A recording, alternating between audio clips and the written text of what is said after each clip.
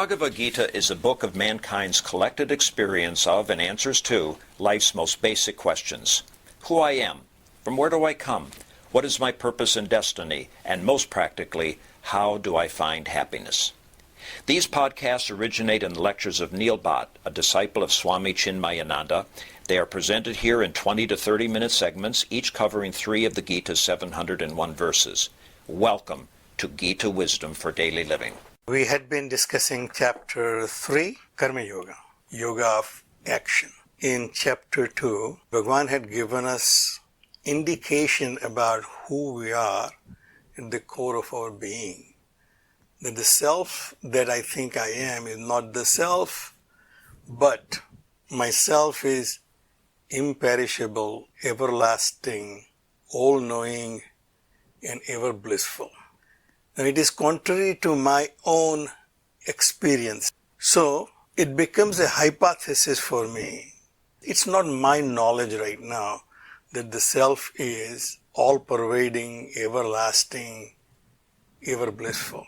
My life is completely contrary to that. So Bhagavan says that's because of your ignorance about yourself. So once I remove that ignorance, then I should be able to know the knowledge. That's basically our hypothesis right now. But my effort to know that is not very fruitful so far. So we have to accept that there is a limitation for me to know. Even all Western scholars and philosophers have come to the conclusion that there is a limit for the rational thinking to get knowledge. Immanuel Kant said, I have to limit my reasoning to make room for faith that there is God or there is a creator of this universe. And you can postulate a theory, but it does not become my knowledge. You have to rely on faith. Our scriptures say you don't really have to rely on just faith, but you can experience that. If you follow certain path, then you will be able to know this. In fact, our scripture says it is your birthright to know this knowledge. And you will know that when not guaranteed. So you have to make efforts. Efforts means activity. And activity, as we know, has its own limitation. So in the beginning of this chapter, having been taught by Bhagavan, Karmani eva adhikaraste ma phaleshu kadachana. Your right is only to act, never the fruits of actions, and therefore yogastha kuru karmani. Establish yourself in yoga and then do your actions. And you shall come to know this knowledge. But Arjuna obviously was not convinced that this activity is going to get me anywhere. So obviously he asked that question, if you think that I have to establish myself in yoga, which is basically sit down, meditate, and become a yogi, then why are you asking me to engage in this war, which is a terrible act? Why don't you tell me the act and can lead me to a greater understanding? So Bhagavan basically clarifies that Loke asmin dvivida nishta pura prokta maya nagad. In this world, the two paths are created right from the beginning. Gnana yogena sankhyanam, karma yogena yoginam. For people with the sankhya buddhi, for the contemplative intellect, for them it is gnana yoga. To contemplate on this fact that I am not this body, I am not this mind, I am not this intellect, then who I am is basically gnana yoga. And karma yogena yoginam, those who are active in this life, for them karma yoga. So basically Bhagavan transformed karma into karma yoga. And we have seen that Bhagavan has given 5 pointers. 2 we got in chapter 2. You should not have the fruit in your mind as the goal for your action. And establishing the yoga, perform your all actions. Bhagavan says there are 2 parts, but for you, karma yoga is good. Where you are in the station of your life, karma yoga will be much better. There are 3 paths we typically talk about. Karma yoga, Gnana yoga and Bhakti yoga. Karma and Gnana I have control over. At least I can make my efforts in them. Bhakti, I can only get by God's grace. To fall in love is not something in my hand. When you fall in, there is no choice in love. Bhakti is love for divine and it is choiceless. It only comes by the grace of God. Therefore, Bhagavan said, start with Karma Yoga. That Karma Yoga will lead you to knowledge about God. So we have seen the Bhagavan said, activity is involuntary for all beings. Na kaschit thanamapi jato tishtati karma krut. But you should act in this world by controlling your senses and without any attachment. How do we do this? So Bhagavan said, when the Prajapati created this Praja, he also created Yagna at the same time. To sustain this Praja, the Yagna was created. So we worry about our children, how would they sustain themselves when we are not there? So we have to make them independent. How do you make them independent? Give them education. By this education, you shall earn your living. So focus on your education. Well, that's how we do as parents. Bhagavan said, Prajapati did something similar. Prajapati created Yagna, cooperative activity, where you work with the nature. This cooperation between the beings and nature will yield results which will sustain this Praja. So then we have seen a cycle in this Prakriti. Annad bhavati bhutani, prajanyat anna sambhava. And in the end says, karma brahmodbhava viddhi. That the unit of this cycle is action. All that is happening in this Prakriti is happening because of activity in the Prakriti. And this activity is only possible at an individual level. At an individual level, if we act, then the activity becomes a communal activity, a national activity, a global activity. But at an individual level, you have to act. And Bhagavan said, this ability to act comes from the Brahman, the supreme consciousness which is functioning through you. As long as I'm alive, I can act. So Bhagavan said, know that this activity is based in your consciousness. And therefore, you continue activity without any attachment. Because activity is to acquire something I don't have and preserve what I have. But if I come to a conclusion that I have acquired everything I want, should I continue to act? Bhagavan said, yes. For the Loka Sangraha, for the preservation of the community, of the society, of this universe, you have to continue working. Bhagavan said, I do that. Look, I have nothing to gain, but I continue to work. If I don't act or work, then there will be a chaos in this cosmos. To avoid this chaos, the sankarasya cha kartasyam, I will become the cause for this chaos in this world. And therefore I continue to work. And then he comes to his final advice in verse 30, where he says, Mayi sarvani karmani sanyasya adhyatma chetasa nirasi nirmama bhutva yudhyasva vigata jvaraha. You offer all your actions to me. So in this one verse, Bhagavan has given us a complete method of Karma Yoga. Act you must, but act in a manner of Karma Yoga. Now what is Karma Yoga? He said, when you act with that attitude that I'm offering all my actions to the Supreme Lord. Because we have seen in that natural cycle that activity at my level is only possible because I am a conscious being. I'm a living being. That life in me, that consciousness in me is not different than the consciousness which is all pervading. Therefore, I should offer all my activities to that supreme consciousness. Nirasi nirmamo bhatva, without any desire for a particular result from my actions. And nirmama, not thinking anything is mine. Even this ability to act is not my own. This ability to act is God's gift to me. I did not do much to prepare that this type of body I will have, this type of mind I will have, this type of intellect I will have. Well, this was given to me as my instrument. And I'm now just using them. If I have a better equipment than some other person, it's not something that I have done something. In this life at least.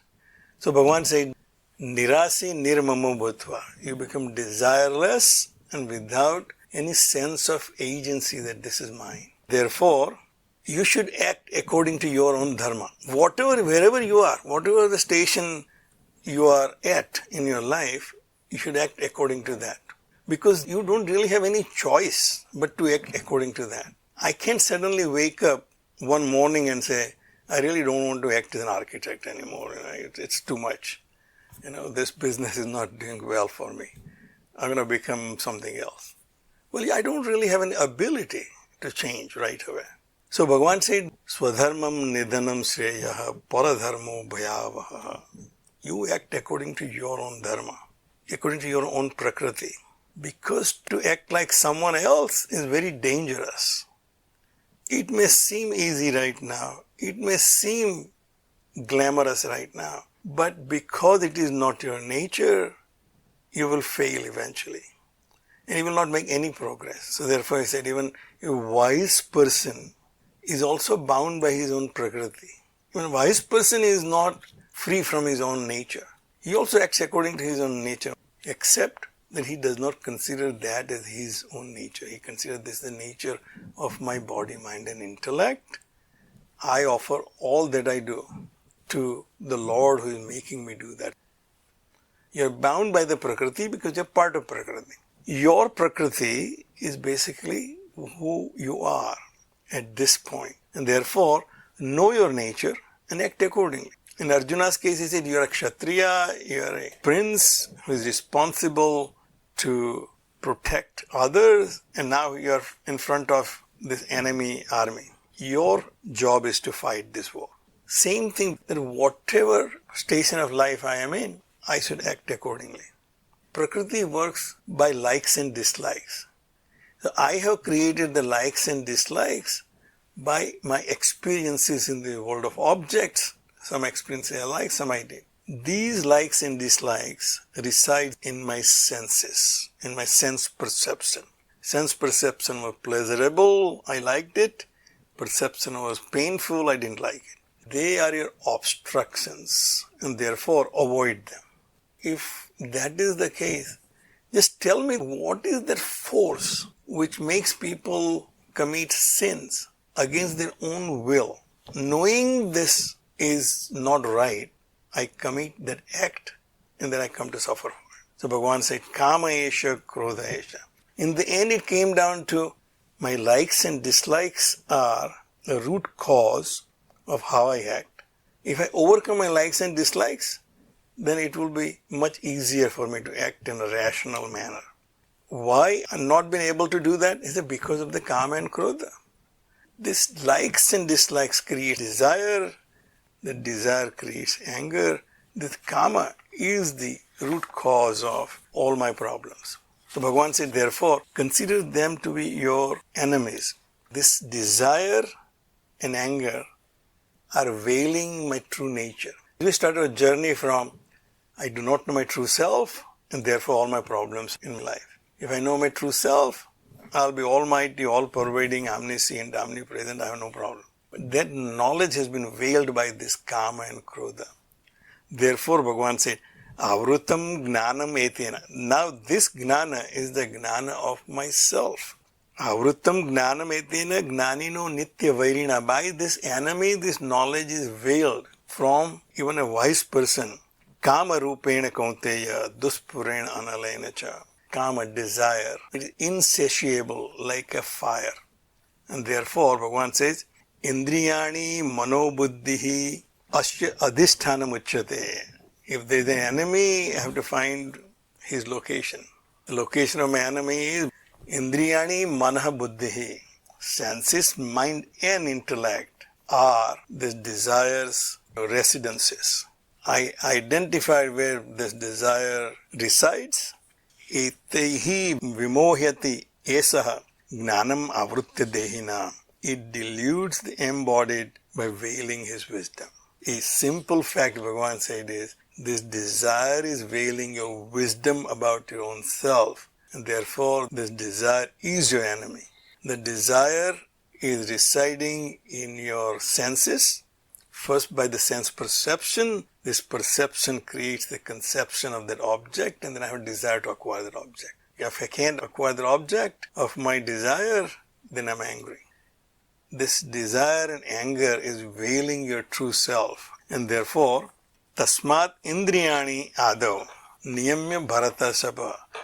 Don't let this enemy come into your house. Once it enters your house, you are in trouble. Therefore, you have to lock your doors, have a security system, all of that, because you don't keep your doors open. Then invite a burglar and then call police.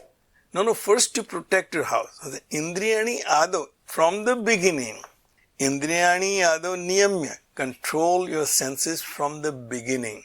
O Bharatar Sabha, Papmanam Prajahihi Enam, because it is sinful.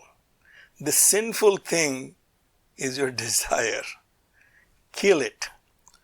Gnanam Vignanam Nashanam, because it is destroying the knowledge and wisdom. The knowledge is given to me. In chapter 2, Bhagavan already gave me the knowledge. The scriptures have given this knowledge. This knowledge is eternal. From generations of teachers have come and said, this is who you are. You are not this limited being. The one who is suffering is not you. Body is suffering, mind is suffering, intellect is, but you are not suffering. You as the body has all the problems, you as the mind has all the problems, you as the intellect has all the limitations, but you as you has no limitations.